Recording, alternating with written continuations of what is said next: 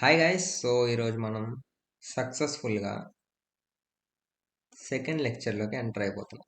Okay, నిన్న అడిగిన question anything power 0 equals to 1 ఎందుకు? ఇప్పుడు 2 పవర్ 0 ఈక్వల్ టు 1 ఇది ఎందుకో మనకు తెలియదు, కానీ 2 పవర్ 1 ఈజ్ ఈక్వల్ టు 2 అని తెలుసు. 2 స్క్వేర్ ఈజ్ ఈక్వల్ టు 4 అంటే 2 ఇంటూ 2, 2 క్యూబ్ అంటే 8 అంటే 2 ఇంటూ 2 ఇంటూ 2. ఓకే, ఇప్పుడు ఈ స్టెప్ నుంచి ఈ స్టెప్కి వెళ్ళడానికి నేను ఏం చేస్తున్నా, డివైడెడ్ బై 2 చేస్తాను. అంటే 2 క్యూబ్ డివైడెడ్ బై 2 అంటే 2 స్క్వేర్ వస్తుంది. ఓకే, ఈ స్టెప్ నుంచి ఈ స్టెప్కి వెళ్ళడానికి ఏం చేస్తున్నాం, డివైడెడ్ బై 2 చేస్తాం. ఆబ్వియస్గా ఈ స్టెప్ నుంచి ఈ స్టెప్కి వెళ్ళడానికి ఏం చేస్తాం, డివైడెడ్ బై 2 చేస్తాం. అందుకే 2 పవర్ 0 ఈక్వల్స్ టు 1. అందుకే ఎనీథింగ్ పవర్ 0 ఈక్వల్స్ టు 1 అనమాట. ఆన్సర్ దొరికింది. అండ్ ఇంకొక సింపుల్ క్వశ్చన్ ఉంది. ఇప్పుడు 1 factorial equal to 1. Okay, 2 factorial equals to 2 అంటే ఫ్యాక్టోరియల్ అంటే 2 ఫ్యాక్టోరియల్ అంటే 2 ఇంటూ 1. 3 ఫ్యాక్టోరియల్ అంటే 3 into 2 into 1. Okay, 3 factorial equal to 6. 4 factorial equal to 4 into 3 into 2 into 1 అంటే 24. అలానే 0 ఫ్యాక్టోరియల్ ఈక్వల్స్ టు 1 ఎందుకు? సింపుల్ క్వశ్చన్, సాల్వ్ చేస్తే మంచి ఇంట్రెస్టింగ్గా ఉంటుంది. సేమ్ లాజిక్ వాడచ్చు, ట్రై చేయండి ఒకసారి. ఓకే, ఇప్పుడు మీరు కనుక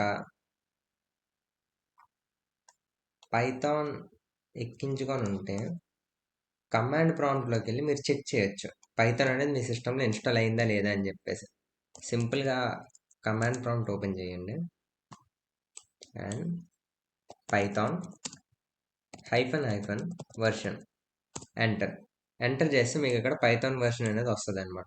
పైథాన్ వర్షన్ వచ్చిందంటే పైథాన్ అనేది మీ లోకల్ సిస్టంలో సక్సెస్ఫుల్గా ఇన్స్టాల్ అయినట్టు. ఓకే, నెక్స్ట్ థింగ్, పైథాన్ని మనం డిఫరెంట్గా రన్ చేయొచ్చు అనమాట. ఫస్ట్ వన్ వచ్చేసి కమాండ్ ప్రాంప్ట్లోనే మీరు పైథాన్ని రన్ చేయొచ్చు. అది ఎట్లనో చూపిస్తాను చూడండి. విండోస్ కమాండ్ ప్రాంప్ట్, ఇక్కడ మీరు సింపుల్గా పైథాన్ అని కొట్టి ఎంటర్ చేస్తే ఇలా మీకు కనిపిస్తుంది అనమాట. మీకు ఎప్పుడైతే ఇట్లా 3 ఇటు సైడ్ యారోస్ వస్తాయో మీకు పైథాన్ అనేది ఇక్కడ మీరు రాసుకోవచ్చు అనమాట. ఫర్ సపోజ్ సింపుల్గా మనం ఒక స్టేట్మెంట్ని ప్రింట్ చేద్దాం. ప్రింట్ హలో వరల్డ్, సింపుల్గా ఎంటర్ అని కొట్టగానే ఇక్కడ చూసారా హలో వరల్డ్ అని వస్తుంది. ఇక్కడ మీరు మ్యాథమెటికల్ ఫంక్షన్స్ కూడా చేసుకోవచ్చు. 1 + 2 + 3 6 ఇట్లా మీరు కమాండ్ ప్రాంప్ట్ నుంచి పైథాన్ని ఇట్లా రన్ చేయొచ్చు అనమాట. కానీ మీరు ఎప్పుడైతే ఎక్కువ లైన్స్ రాస్తూ ఉంటారో ఇక్కడ మీరు అన్ని లైన్స్ చూసి దాన్ని డీబగ్ చేసి ఎర్రర్ ఎక్కడ ఉందో కనుక్కోవడం చాలా కష్టమైపోతుంది. ఓకే, దానికోసం మనం రెండో మెథడ్ వాడదాం. Okay, first method command prompt. Okay, second method text editor. Text ఎడిటర్లో రెండు, నోట్ ప్యాడ్ వాడుకోవచ్చు లేదా VS కోడ్. ఓకే, నోట్ ప్యాడ్లో ఎట్లా రన్ చేయాలో చూపిస్తే చూడండి. ఇప్పుడు ఫర్ సపోజ్ ఇక్కడ మీరు సింపుల్గా ఒక నోట్ ప్యాడ్ క్రియేట్ చేసుకోవచ్చు. Text document hello world.py. Okay, ఇప్పుడు ఇది ఓపెన్ చేసి సేమ్ ఇందాక ప్రింట్ హలో వరల్డ్. ఓకే, సింపుల్గా దీన్ని సేవ్ చేసేస్తాం. అండ్ మీరు ఇక్కడ నుంచి కమాండ్ ప్రాంప్ట్ అనేది ఓపెన్ చేసుకోవచ్చు అనమాట. సింపుల్గా right click, open in terminal. Okay, ఇక్కడ నుంచి మీరు పైథాన్, ఇక్కడ మీరు ఏదైతే పేరు ఇచ్చారో ఓకే సింపుల్గా మీరు ఇక్కడ LS అని కొట్టచ్చు అనమాట. LS అని కొడితే మీకు ఇక్కడ మీ ఫైల్ యొక్క నేమ్ వస్తుంది. ఓకే, దాన్ని కాపీ చేసి ఇక్కడ Python me file name and enter కొడితే చూసారుగా ఇక్కడ రన్ అవుతుంది. ఓకే. కానీ మనం ఇక్కడ కూడా కోడింగ్ చేయొచ్చు. మీరు ఇక్కడ కూడా ఫర్ లూప్స్ రాయొచ్చు, ఇఫ్ లూప్స్ వేయొచ్చు, ఒక కాంప్లెక్స్ ఫంక్షన్ కూడా ఇక్కడ రాసుకొని మీరు రన్ చేసుకోవచ్చు.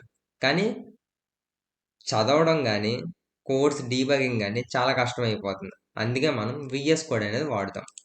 Okay. Next thing VS code. Okay. ఇప్పుడు ఇక్కడ నుంచి మీరు డైరెక్ట్ విఎస్ కోడ్ ఓపెన్ చేసుకోవచ్చు. Show more options and open with code. Okay. ఏ ఎర్రర్ ఉన్నా సరే కింద చెప్పండి, సాల్వ్ చేయడానికి ట్రై చేద్దాం. ఓకే. ఓకే. విఎస్ కోడ్ ఒక టూర్ వేద్దాం. విఎస్ కోడ్ ఓపెన్ చేయగానే ఎట్లా వస్తుంది అనమాట. మీరు ఇక్కడ నుంచి ఒక న్యూ ఫైల్ క్రియేట్ చేసుకోవచ్చు ఈ బటన్ నుంచి. అండ్ ఇక్కడ నుంచి ఒక న్యూ ఫోల్డర్ క్రియేట్ చేసుకోవచ్చు. అండ్ ఇది రిఫ్రెష్ చేయడానికి. అండ్ మీకు ఇక్కడ ఏమైనా సెట్టింగ్స్ కావాలంటే ఇక్కడ ఉంటాయి మొత్తం సెట్టింగ్స్ అన్నీ. మీరు సెట్టింగ్స్లోకి వెళ్ళి రన్ ఇన్ టెర్మినల్ ఇది ఎనేబుల్ చేసుకోండి. ఇది ఎనేబుల్ చేసుకుంటే మీకు మొత్తం టెర్మినల్లోనే మీరు రన్ చేసుకోవచ్చు అనమాట మొత్తం అన్నీ.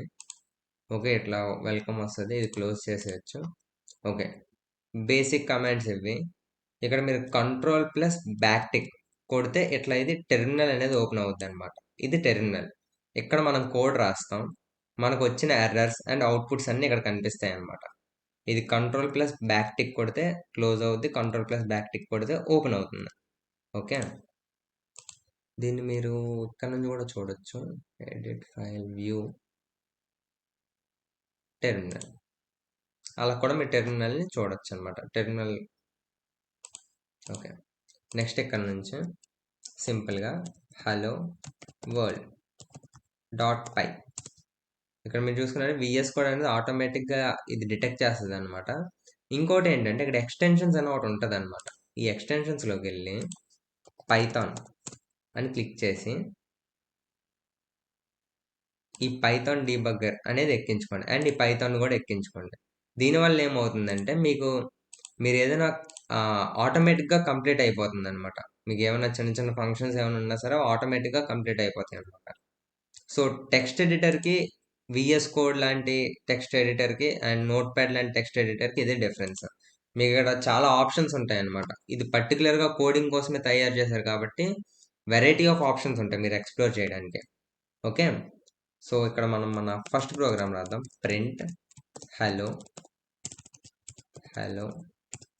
వరల్డ్. చూసారుగా నేను ఇక్కడ ఒక్కసారి పారాంథసిస్ అండ్ హైఫన్ ఇవన్నీ ఇచ్చా. పైథాన్ ఆటోమేటిక్గా డబల్ టైం అది యాడ్ చేసుకుంది. ఓకే. ఇది ఎందుకు అయిందంటే ఈ ఎక్స్టెన్షన్స్ మనం ఎక్కించడం వల్ల. ఇక్కడ మనం సేవ్ చేసుకోవచ్చు. సేవ్ చేసుకొని ఇది ఇప్పుడు ఎట్లా రన్ చేయాలి. ఇక్కడ మళ్ళీ 2 ఆప్షన్స్ ఉంటాయి.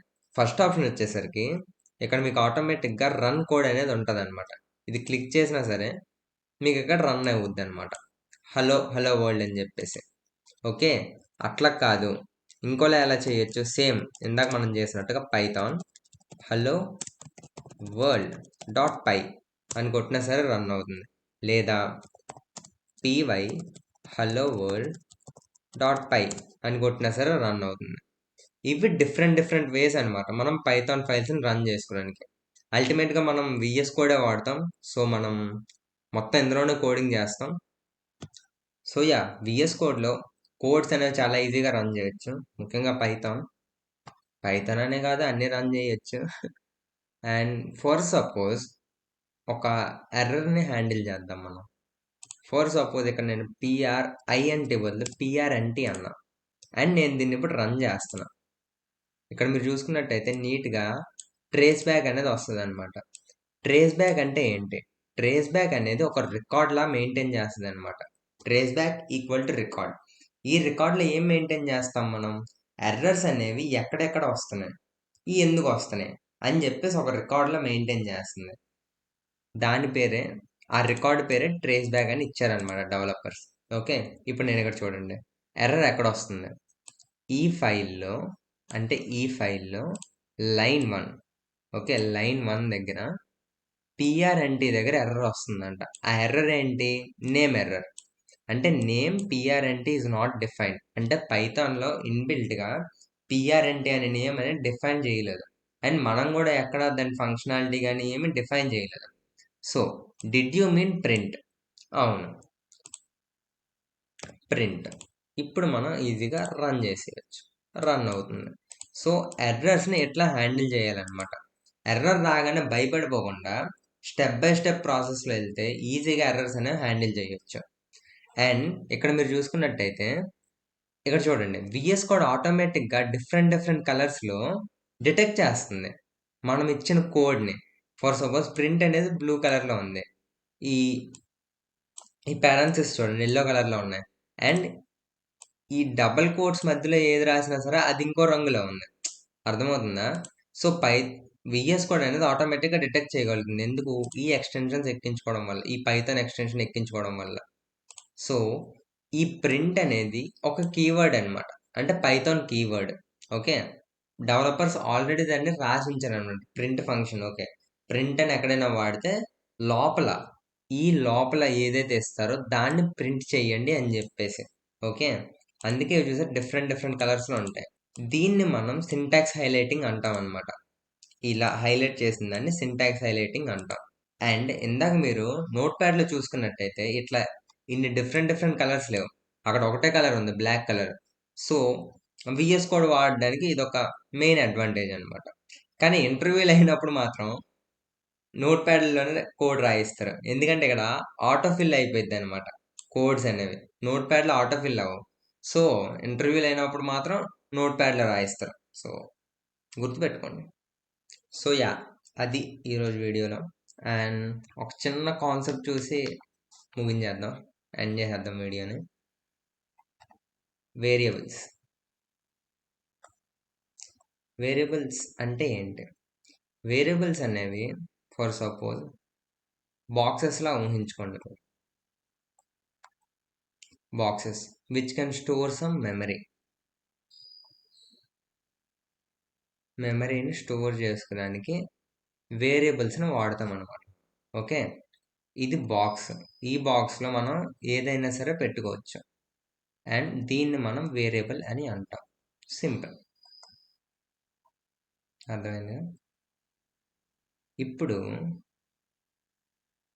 వేరియబుల్ని ఎట్లా డిక్లేర్ చేయాలి? ఫర్ సపోజ్ ఇందాక మనం ప్రింట్ హలో వరల్డ్ అని రాసాం. ఓకే, ఫర్ సపోజ్ దీన్ని నేను ఒక వేరియబుల్లో స్టోర్ చేద్దాం అనుకుంటున్నా. ఇంకొక ఆల్టర్నేటివ్ ఏమవుద్ది?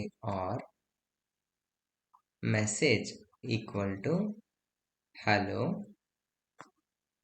వరల్డ్. సో ఇప్పుడు చూడండి, ఇక్కడ మీకు ఏమవుతుంది? మెసేజ్ అనేది వేరియబుల్, ఇది వేరియబుల్. ఈ హలో వరల్డ్ ఏమవుతుంది? వాల్యూ. ఈ వేరియబుల్ యొక్క వాల్యూ అనేది హలో వరల్డ్. అంటే దీన్ని ఎట్లా ఊహించుకోవచ్చు మనం? మెసేజ్ అనే డబ్బాలో హలో వరల్డ్ ఉంది, అర్థమైందా? మెసేజ్ అనే డబ్బాలో హలో వరల్డ్ అనే వాల్యూని స్టోర్ చేస్తున్నాం. సో అవి వేరియబుల్స్ అంటే. ఇప్పుడు నేను దీన్ని ప్రింట్ ఎలా చేస్తాను? Print message. మీకు ఏం అవుట్పుట్ వస్తుంది? హలో వరల్డ్ అని వస్తుంది. సింపుల్, ఇది అవుట్పుట్. ఇది వేరియబుల్ కాన్సెప్ట్ అనమాట. ఈ వేరియబుల్స్ అనేవి ఎందుకు? వై? ఎందుకు ఇప్పుడు నేను ఈ డబ్బాలో ఇది స్టోర్ ఎందుకు చేయడం, ఇంకొక కొత్త డబ్బాలో వేరే ఎందుకు స్టోర్ చేయడం, అది ఇది మీకు డౌట్ రావచ్చు. ఫర్ సపోజ్ రేపు పొద్దున్న మీరు డైనమిక్గా పనులు చేద్దాం అనుకుంటున్నారు. ఓకే, ఇప్పుడు మనం చేసింది స్టాటిక్ పనులు, ఇదంతా స్టాటిక్ పని కింద వస్తుంది. ఓకే, అంటే ఏంటి? మొత్తం హార్డ్ కోడెడ్ ఉంది. ఇక్కడ డైనమిక్గా మీరు ఏ వాల్యూ తెచ్చుకోవట్లేదు అనమాట, ఉన్నది అలా డిస్ప్లే చేస్తున్నారు. Okay, dynamic for suppose hello world కాకుండా మీ పేరు వచ్చేసి మీ నేమ్ కామా గుడ్ మార్నింగ్.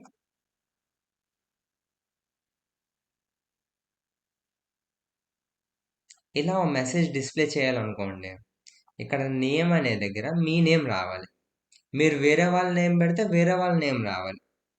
ఇది డైనమిక్ అంటే మీ అవుట్పుట్ అనేది డైనమిక్గా చేంజ్ అవుతుంది మీ నేమ్ బట్టి. ఇది స్టాటిక్. ఇక్కడ ఏం చేంజెస్ ఏమి ఉండవు. మీరు ఏదేది ఇస్తారో అదే ఉంటుంది. ఓకే. ఎట్లా మీరు ఎక్కడైతే డైనమిక్ వాడాలో అక్కడ మీకు వేరియబుల్స్ అనేవి చాలా హెల్ప్ అవుతాయి. ఇంకో కేసు ఏంటో తెలుసా? నెంబర్స్ ఏమైనా స్టోర్ చేసుకోవాలంటే అర్థమైందా? అక్కడ కూడా వేరియబుల్స్ అనేవి మనకు హెల్ప్ అవుతాయి. ఫర్ సపోజ్ చెప్తా చూడండి. వేరియబుల్స్ అదంతా రేపు చూద్దాంలే. సరదాగా ఇప్పుడు అంటే నెంబర్స్ అండ్ స్ట్రింగ్స్ అవన్నీ రేపు చూద్దాం. ఇక్కడ జస్ట్ బేసిక్గా అర్థం చేసుకుందాం. Message equal to hello. Okay. Print message. దీని గురించి ఇంకా అడ్వాన్స్డ్గా రేపు డిస్కస్ చేసుకుందాం మనం. అండ్ ఇప్పుడు కొన్ని రూల్స్ చెప్పేసి ఎండ్ చేసేద్దాం. Rules for declaring variables. Okay. Rules for declaring variables. Okay. First rule, variables అనేవి లెటర్స్తో కానీ నెంబర్స్తో కానీ అండర్ స్కోర్స్ కానీ వాడుకోవచ్చు మనం వేరియబుల్ నేమింగ్ దగ్గర. ఓకే. కానీ బట్ స్టార్టింగ్ లెటర్ ఏదైతే ఉంటుందో అది నెంబర్తో మనం స్టార్ట్ చేయకూడదు, ఏ వేరియబుల్ కూడా. ఓకే.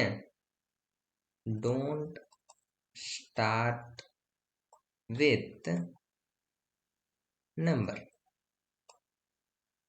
ఎగ్జాంపుల్ కింద చెప్తా చూడండి. Example, for suppose first name. చూసారా, ఇక్కడ లెటర్స్ వాడుతున్నా, అండర్ స్కోర్ వాడుతున్నా. ఓకే. ఇంకో ఎగ్జాంపుల్ చూడండి.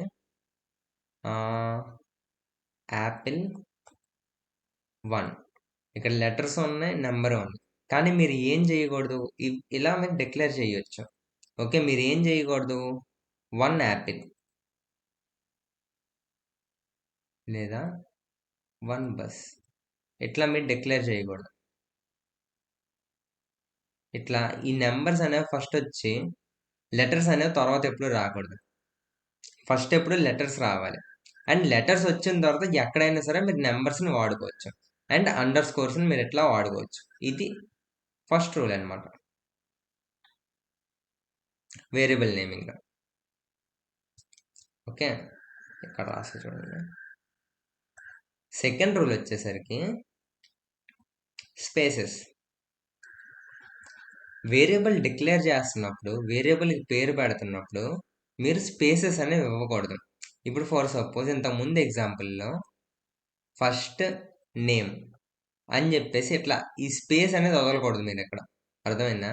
దీన్ని మీరు ఎట్లా డిక్లేర్ చేసుకోవచ్చు, ఫస్ట్ నేమ్. ఇలా అండర్ స్కోర్ యూజ్ చేసుకోవచ్చు. ఎక్కడైతే స్పేసెస్ ఉంటాయో అక్కడ మీరు అండర్ స్కోర్ యూజ్ చేసుకొని వాడుకోవచ్చు అనమాట. కానీ ఇట్లా స్పేసెస్ మాత్రం ఇవ్వకూడదు. స్పేసెస్ ఇస్తే ఎర్రర్ వస్తుంది అనమాట. ఓకే. థర్డ్ థింగ్, కీవర్డ్స్ని అవాయిడ్ చేయండి.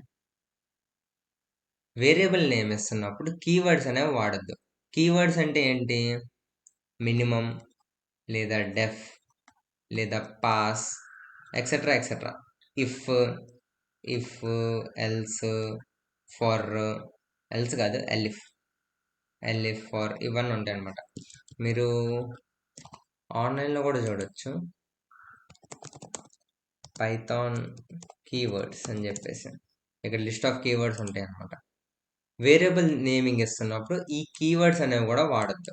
ఎందుకంటే ఆల్రెడీ డెవలపర్స్ అనేవి ఈ కీవర్డ్ యొక్క పర్టికులర్ మీనింగ్కి ఫంక్షన్స్ అన్ని రాసుకొని ఉంచుకున్నారు. కాబట్టి మనం వేరియబుల్ డిక్లేర్ చేస్తున్నప్పుడు కీవర్డ్స్ అనేవి కూడా రాయకూడదు. ఓకే. ఫోర్త్ రూల్ వచ్చేసరికి వేరియబుల్ నేమ్ అనేది చిన్నగా ఉండాలి, షార్ట్ బట్ డిస్క్రిప్టివ్.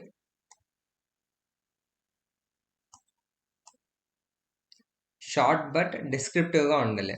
డిస్క్రిప్టివ్ అని ఎందుకంటున్నా, రేపు పొద్దున్న మీరు రాసిన డాట్ పీవై కోడ్ అనేది మీరొక్కలే చదవరు, చాలా మంది చూస్తారు. మీకంటూ ఒక టీం ఉంటుంది, ఆ టీంలో ఉన్న ప్రతి ఒక్కరికి ఆ కోడ్ అర్థమయ్యేలా మీరు రాయాలి.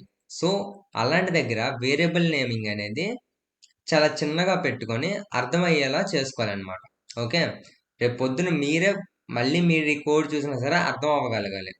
చాలాసార్లు అర్థం కాదు, అందుకే వేరియబుల్ నేమ్స్ అనేవి షార్ట్ బట్ డిస్క్రిప్టివ్గా ఇచ్చుకోవాలి.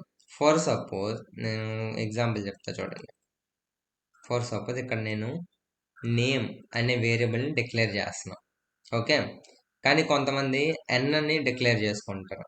ఎన్ అంటే ఏదైనా అవ్వచ్చు, నెంబర్ ఆఫ్ స్టూడెంట్స్ అవ్వచ్చు, ఎన్ యాపిల్స్ అవ్వచ్చు, ఎన్ బనానాస్ అవ్వచ్చు, ఎన్ కార్స్ అవ్వచ్చు, ఏదైనా చెప్పలేం. కానీ ఇలాంటి దగ్గరలో వచ్చినప్పుడు నేమ్ అనేది కరెక్ట్గా ఉంటుంది, ఎన్ అనేది అవాయిడ్ చేయండి. For suppose length of the book అని ఉందనుకోండి, మీరు దీన్ని సింపుల్గా ఎలా రాసుకోవచ్చు, బుక్ లెంత్ అని రాసుకోవచ్చు. చూసారా, చిన్నగా ఉంది కానీ డిస్క్రిప్టివ్గా ఉంది. మీరు ఇంత పెద్దది రాసినా అదే మీనింగ్ వస్తుంది, ఇంత చిన్నది రాసినా అదే మీనింగ్ వస్తుంది. సో వేరియబుల్ నేమింగ్ ఇది డోంట్ డూ, ఇది డూ. ఓకే, వేరియబుల్ నేమింగ్ అనేది అంత ఇంపార్టెంట్ అవుతుంది అనమాట. మీరు ఇవి ఫాలో అవ్వాలని లేదు, కానీ ఫాలో అయ్యారంటే మీతో పాటు వేరే వాళ్ళకు కూడా మీ కోడ్ అనేది ఈజీగా అర్థమవుద్ది అనమాట. ఎందుకంటే అందరూ ఈ ఈ మెథడ్స్నే వాడతారు కాబట్టి వేరియబుల్ నేమింగ్లో. ఇంకా చాలా కోడ్స్ చూడండి, గీక్స్ ఫర్ గీక్స్లో చూడొచ్చు, లేదంటే ఆన్లైన్ ఇంకేమైనా కోర్సెస్ ఆన్లైన్ వెబ్సైట్స్లో కానీ గిట్ హబ్లో కానీ, ఇట్లా మీరు ఈ కోడ్స్ అన్ని ఒకసారి చూడండి. అక్కడ వాళ్ళు వేరియబుల్ నేమ్స్ అనేవి ఎట్లా డిక్లేర్ చేస్తున్నారో ఒకసారి చూడండి, చిన్న హోంవర్క్ కింద. మీకు అర్థమవుతుంది వేరియబుల్ నేమ్స్ అంటే ఏంటి, ఎట్లా డిక్లేర్ చేసుకోవచ్చు అని చెప్పేసి. అండ్ ప్రాక్టీస్ చేస్తున్న కొద్దీ యూ కెన్ ఎక్సెల్ ఇట్, అదేం పర్లేదు. రేపు ఇంకా కొంచెం ఎక్కువ నేర్చుకుందాం. సో ఇప్పటి వరకు వేరియబుల్స్ అయ్యాయి, రేపు ఇంకా వేరియబుల్స్ని ఇంకా ఎట్లా డిక్లేర్ చేయాలి, నెంబర్స్ ఎట్లా వాడాలి, స్ట్రింగ్స్ ఎట్లా వాడాలి, అవన్నీ రేపు డిస్కస్ చేసుకుందాం మనం. సో రైటింగ్ కూడా ఇంప్రూవ్ చేసుకోవాలి నేను. అంతే మరి, సైనింగ్ ఆఫ్.